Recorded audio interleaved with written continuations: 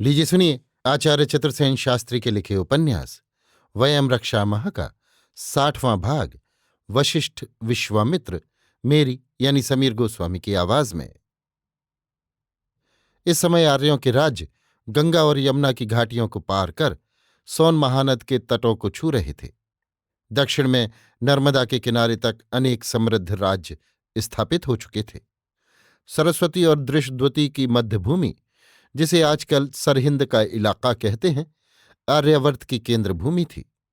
अनेक चक्रवर्ती राज्यों की भांति प्रभावशाली ऋषियों के अनेक आश्रम भी यहाँ स्थापित थे, जिनमें वशिष्ठ, विश्वामित्र, जमदग्नि, गौतम और कण्व के आश्रम बहुत प्रसिद्ध थे।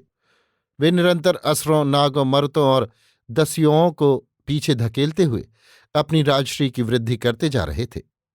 परंतु इस समय आर्यावर्त में दो व्यक्ति ऐसे थे जिनका माहात्म्य बड़े बड़े चक्रवर्ती राजाओं से भी अधिक प्रभावशाली था। इनमें एक थे वशिष्ठ और दूसरे थे विश्वामित्र। वशिष्ठ का मैत्रावरुण नाम भी प्रसिद्ध था। इनका जन्म देवभूमि इलावर्त में हुआ था तथा इनकी माता उर्वशी उन दिनों वरुण और सूर्य दोनों ही की सेवा करती थीं। इसलिए ये निर्णय नहीं हो सकता था कि वो सूर्य के औरस हैं या वरुण के। इसलिए उन्हें मैत्रावरुण, सूर्य और वरुण का पुत्र कहते थे। वरुण के सभी पुत्र ऋषि हुए। उन्होंने राजसत्ता स्थापित नहीं की। वशिष्ठ भी ऋषि हुए, परंतु इलावर्त में उनका एक प्रतिद्वंद्वी पैदा हो गया। उसका नाम नारद था। वशिष्ठ ने अग्निहोत्र की स्थापना की और यज्ञ की प्रतिष्ठा की। शीघ्र ही वे याजक प्रसिद्ध हो गए, परंतु नारद ने उनकी खूब खिल्ली उड़ाई। वशिष्ठ की यज्ञ विधि स्वीकार नहीं की। उन्होंने वामदेव गान किया। इसके बाद दोनों का परस्पर संघर्ष बढ़ चला। वशिष्ठ जो भी पूजन विधि स्थापित करते, नारद उसके विपरीत दूसरी विधि कहते। ऐसा करते करते नारद का नाम ही वामदेव प्रसिद्ध हो गया। उन्होंने देवराट इंद्र को प्रसन्न कर लिया और देवराट की प्रशंसा में अनेक सूत्र रचे। वशिष्ठ की पैठ देवराट के दरबार में नहीं हुई। उन्होंने इलावर्त त्याग दिया और वे कुछ काल के लिए शाकद्वीप चले आए। उन दिनों अरब का नाम शाकद्वीप ही था। वशिष्ठ के वंशज मग, मुनि, मौनी प्रसिद्ध हुए। कुशद्वीप अफ्रीका में भी मुनिवंशी कुछ लोग जा बसे। शाकद्वीप अरब में वशिष्ठ ने बड़े बड़े यज्ञ किए। उनके यज्ञों के धुएं और सुगंध से दिशाएं व्याप्त रहती थीं। परंतु भाग्य की बात देखिए, यहां भी इनका एक प्रबल प्रतिस्पर्धी उत्पन्न हो गया। ये काव्य उष्णा शुक्र थे, जो दैत्यगुरु भृगु के पुत्र थे। भृगु का वंश प्रजापति का वंश होने के कारण अधिक प्रतिष्ठित था और शुक्र तो दैत्यपति बलि और दानवेंद्र वृषपर्शा के याजक तथा चक्रवर्ती पौरव ययाति के ससुर थे ही। उनका बड़ा मान था, बड़ा नाम था। अतः अरब शाकद्वीप में भी वशिष्ठ का प्रताप फीका ही रहा। भृगुवंशियों का तेज प्रताप वहां बढ़ता गया। लोगों ने काव्य उष्णा शुक्र को अपना पूज्य याजक बना लिया। आगे चलकर उन्होंने काव्य का मंदिर बनाकर उसमें शुक्र की मूर्ति स्थापित की। इसी मंदिर को आज काबा कहते हैं। वशिष्ठ फिर भारत चले आए और सुदास के कुलगुरु और मंत्री बने। दाशराग्य युद्ध में उन्होंने बड़ा पराक्रम प्रकट किया। पीछे सुदास से भी नाराज होकर वे सूर्यवंशियों के कुलगुरु हुए। पहले दक्षिण कौशल के कलमाशपाद के पुरोहित बने। पीछे अयोध्या की मूल गद्दी पर आसीन दशरथ के कुलगुरु हुए। देव दुर्विपाक से यहां भी उनका प्रतिद्वंद्वी मिल गया। वे थे विश्वामित्र, जिन्हें उन्होंने एक बार युद्ध में परास्त किया था, जबकि कलमाशपाद राज्य के व्यवस्थापक थे। वास्तव में फिर विश्वामित्र ने उन्हें कहीं भी जमने नहीं दिया। सर्वत्र उनसे उनकी खटपटी ही होती रही। ये शत्रुता यहां तक बढ़ी कि विश्वामित्र ने वशिष्ठ के सब पुत्रों को मरवा डाला। विश्वामित्र वास्तव में कान्यकुब्ज के राजा थे। यहां प्रसंगवश हम उनके वंश का भी परिचय देंगे। शोण नद के तटवर्ती प्रदेश पर कुश नामक एक राजा राज्य करता था। उसकी पत्नी वैदर्भी से उसे 4 पुत्र उत्पन्न हुए। उनके नाम कुशनाभ, कृशाश्व, अमूर्तरजस और वसु थे। इन चारों राजपुत्रों ने अपने पिता के ही राजकाल में पिता की आज्ञा से 4 नगर बसाए। कुशनाभ ने महोदय, कृशाश्व ने कौशाम्बी, अमूर्तरजस ने धर्मारण्य और वसु ने गिरिव्रज। गिरिव्रज का नाम वसुमती भी प्रसिद्ध हुआ। ये प्रसिद्ध नगर 5 पर्वतों पर बसा था। आगे यहीं पर प्रसिद्ध जरासंध तथा शिशुनागवंशी सम्राट हुए। कुश राजऋषि थे। उनके ज्येष्ठ पुत्र कुशनाभ को घृताची अप्सरा से अनेक कन्याएं हुईं। इसी काल में उस क्षेत्र में एक ऋषि चूली नाम के रहते थे। वे बड़े तेजस्वी और विद्वान थे। उर्मिला गंधर्वी भी ऋषि के निकट ही कहीं रहती थी। उसकी कन्या सोमदार ऋषि की यदा कदा सेवा करती रहती थी। बहुत काल बाद वो गंधर्व कन्या जब यौवन की देहरी पर पहुंची, एक दिन ऋषि ने कहा, मैं तुझ पर प्रसन्न हूं, तू वर मांग। इस पर सोमदा ने कहा, हे ब्रह्म ऋषि, मेरा अभी विवाह नहीं हुआ है तथा मैं किसी की भार्या नहीं हूं।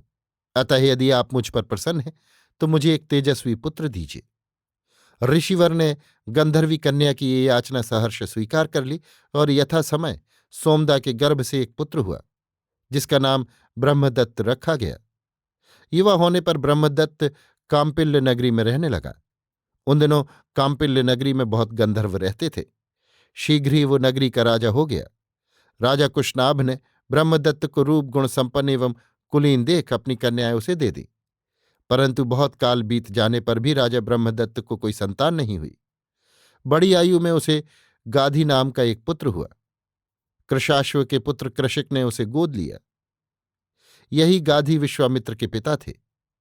धीरे धीरे कृशिक ने कान्यकुब्जे में अपना राज्य स्थापित कर लिया, जिसके उत्तराधिकारी गाधी की 2 संतानें थीं, एक पुत्री दूसरा पुत्र। पुत्री सत्यवती ऋचिक ऋषि को 1,000 श्यामकर्ण अश्व देकर दे दी गई। विश्वामित्र का बाल्यकाल का नाम विश्वबंधु था। वे ऋचिक से सब शस्त्र शास्त्रों में निष्णांत हो कानकुब्ज के राजा बने। राजा से आरक्षित समझकर ही उन्होंने वशिष्ठ के रक्षित राज्य पर एक अक्षौहिणी सेना लेकर आक्रमण किया, परंतु वशिष्ठ के आगे उन्हें हार माननी पड़ी। उन्होंने वशिष्ठ को ये भी उत्कोच देना चाहा कि यदि आप ये राज्य मेरे हवाले कर दें तो मैं आपको सोने से सुसज्जित 1400 हाथी, स्वर्ण से मढ़े हुए 800 रथ, 11,000 अश्व और 1,00,000 गौएं दूंगा। इसके अतिरिक्त प्रभूत स्वर्ण भी। परंतु वशिष्ठ ने स्वीकार नहीं किया। इस युद्ध में पल्लवों, हिरातों, किरातों, काम्बोजों, बर्बरों और यवनों ने वशिष्ठ की सहायता के लिए युद्ध किया था। इस युद्ध में विश्वामित्र के सब पुत्र परिजन खेत रहे थे। केवल एक ही पुत्र जीवित बचा था। अंत में विश्वामित्र पराजय की लज्जा के कारण स्त्री सहित जंगल में जा छिपे, जहां उनके 4 पुत्र हुए, दृढ़नेत्र, हविष्यंद, महारथ और मधुष्यंद। वन में विश्वामित्र बहुत काल तक रहे। यहीं मेनका अप्सरा उनके साथ 10 वर्ष रही। यहीं त्रिशंकु से साँठ गांठ कर उन्होंने वशिष्ठ से वैर साधा। त्रिशंकु भी वशिष्ठ से खार खाए बैठा था। ये सारी कथा पाठक जानते ही हैं। परंतु इस वैर भावना के मूल में एक और भावना भी थी कि विश्वामित्र के वंश का महाप्रतिष्ठ भृगुवंशियों से संबंध हो चुका था। ऋचिक ने 1,000 श्यामकर्ण घोड़े देकर विश्वामित्र की बहन से ब्याह किया था तथा बहन के पुत्र जमदग्नि और विश्वामित्र दोनों ही ने ऋचिक के आश्रम में वेद और शस्त्र विद्या ग्रहण की थी। साथ ही साथ हेहयों से वैर की भावना भी। इससे विश्वामित्र में जो वैर भावना का बीज तथा शस्त्र साधना का बल तथा राजभोग और राज्य भ्रष्ट होकर वन में छिपने के संयोग आए, तो उनकी क्रोध भावना और वैर भावना मूर्त हो उठी, जिसने वशिष्ठ का एक प्रकार से वंशनाश करके ही दम लिया। विश्वामित्र के बहनोई ऋचिक जैसे वेद ऋषि थे, वैसे ही मंत्र, यंत्र, तंत्र और शस्त्र विद्या में भी एक थे।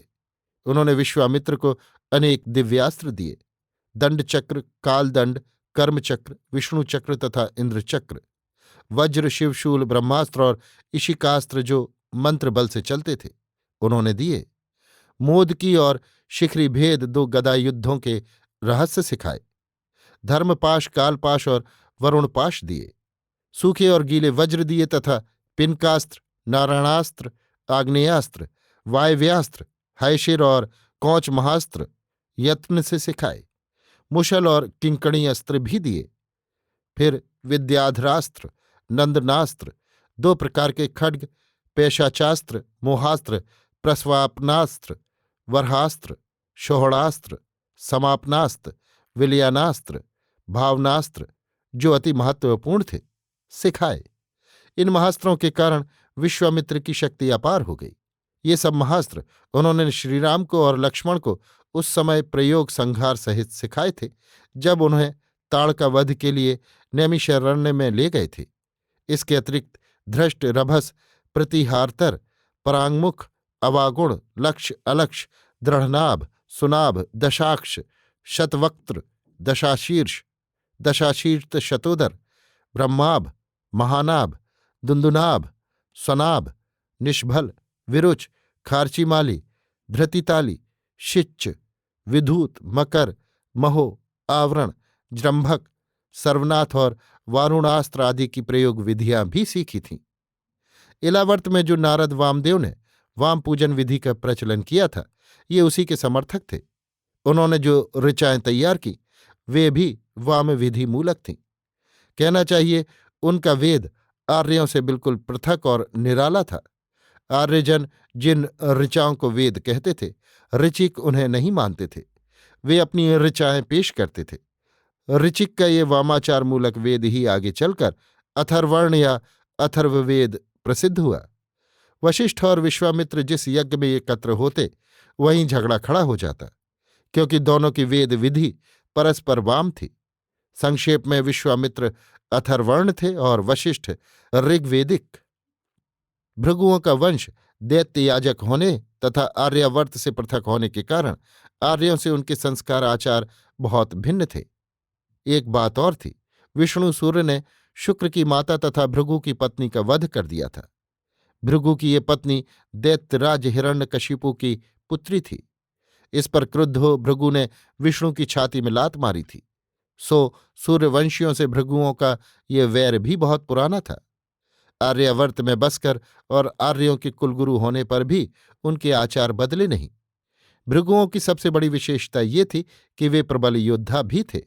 उन्होंने बड़े बड़े युद्ध भी किए। यदु, तुर्वसु और दुह्यु जाति के वे सहायक रहे। पख्त और शार्यातों के संबंधी और कुलगुरु रहे। इस कारण उन दिनों आर्यों के सांस्कृतिक और राजनीतिक जीवन से इस वंश का अविच्छिन्न और महत्वपूर्ण संबंध रहा। विशेषकर ऋचिक के कान कुब्जपति गाधी की पुत्री से विवाह कर लेने के बाद जब जमदग्नि और विश्वामित्र का जन्म हुआ तथा दोनों का साथ ही साथ पालन पोषण हुआ, तो काल पाकर ये दोनों मामा भांजे ऋचिक के मेधावी शिष्य आर्यावर्त में एक बहुत ऊंची प्रतिष्ठा भूमि पर स्थिर हुए। आर्यावर्त ही में क्यों, ऋचिक की सत्ता तथा प्रभाव सिंधु से गंगा तक व काशी से नर्मदा तक फैला था। उन्हीं के कारण विश्वामित्र भी इतने प्रसिद्ध हुए। राजा की भांति उतने प्रतिष्ठित कभी नहीं हुए। संभवतः आगे उसके वंश में राज्य रहा भी नहीं, परंतु वे राजाओं के शीर्ष स्थल पर बने रहे। संक्षेप में वशिष्ठ और विश्वामित्र ये दो उस काल के अप्रतिम नक्षत्र थे जिनमें सारे आर्यावर्त की राजनीति और सांस्कृतिक प्रतिष्ठा भूमि आधारित थी। अभी आप सुन रहे थे आचार्य चतुर्सेन शास्त्री के लिखे उपन्यास वयम रक्षामः का 60वां भाग वशिष्ठ विश्वामित्र, मेरी यानी समीर गोस्वामी की आवाज में।